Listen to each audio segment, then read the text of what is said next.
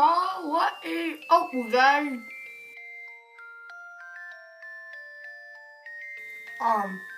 So where was I again? Yes, it was the beginning of 4th grade. Now, because I'm Canadian and we ride polar bears to school, we were learning French at that time. Now, our classroom was, I guess you could say, relatively big. I don't know. I'm not sure how to describe this, but it was basically a pair of desks stuck together, and then behind that pair of desks would be like about 5 others, and there'd be like 5 repetitions of this pattern, so. Anyways, I was one of the first few students to have been assigned a desk, and it was near the front row somewhere, and no one was sitting beside me at the time, so there I sat. You wouldn't believe who I wanted to sit beside me. Actually, from where this story is going so far, I think you have a pretty good idea as to who I was hoping and praying would take a seat beside me. I admit it, I was asking our Lord to have a guy take a seat.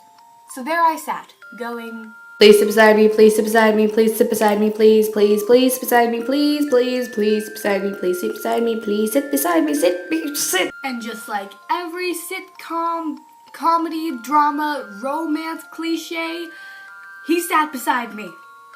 What are the odds that the guy I like is actually going to take a seat next to me? What are the odds in reality? Not high, I'll tell you that. And all I could do was sit there and wonder, what the hell do I do now? I honestly have no clue what happened during that first week.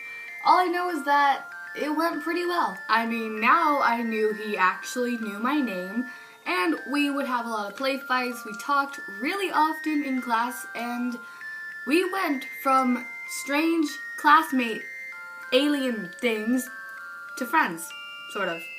But like all things, it had to come to an end.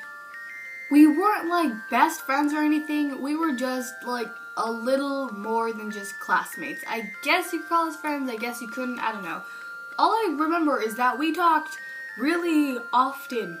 A lot of people would tell us to shut up. I'm surprised the teacher didn't move us sooner. Now, even though we did talk pretty often and were on really good terms with each other during French class, that doesn't necessarily mean we were best buddies outside of class. Let's just say he was popular and I was a creeper. Anywho, after about a month of stealing each other's pencils, him copying off my work, and just hitting each other over the head, I was moved to the very back of the class next to a really quiet girl. Surprisingly enough, this had nothing to do with us being really loud and talkative. No. It was that this girl in the back seemed really lonely and quiet, and I guess the teacher thought that I could put a smile on her face. Well, I'm me, and I'm pretty cool and awesome and so fun. Yeah, so after that, me and the guy never really talked outside. Never talked at all, actually. I mean, we might have had one of those, hey, have you seen there types of conversations. And yet, guess who still had a crush on him? This dimwit right here. Yup, I still had an infatuation for this guy, and would you believe it? But it actually got bigger and more serious. I mean, this time I actually had a few conversations with him, and it wasn't just because he was relatively attractive and taller than me that attracted me. It was because I actually liked his personality now. I mean, when he's alone, of course, which never happened. Yeah, it was a real big penis with his friends. Okay, this is actually a lot more accurate. Yeah, his friends right there. As you can see, we weren't really on good terms. Either way, 4th grade ended, summer came, summer went, and 5th grade started. Now let me remind you that this guy was a whole year older than me, so he was in 6th grade, which you might know is the final grade for my school. This was his last year and my last year to be gawking at him.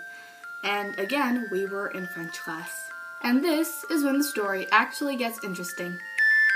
Ciao, what is up, you guys? So yes, that was this week's video, which was my second part to this 3 or 4 part series. I'm still debating with myself. So please click here for my first part in case you haven't, because it would make no sense if you hadn't clicked that. Well, it would still make sense, but you get that point, maybe. I don't know. But yeah, fun fact, I have rolled a die fetish. Woohoo! Anyways, that was really unnecessary for me to tell you guys. Yeah, that's it. Coda! Oh crap.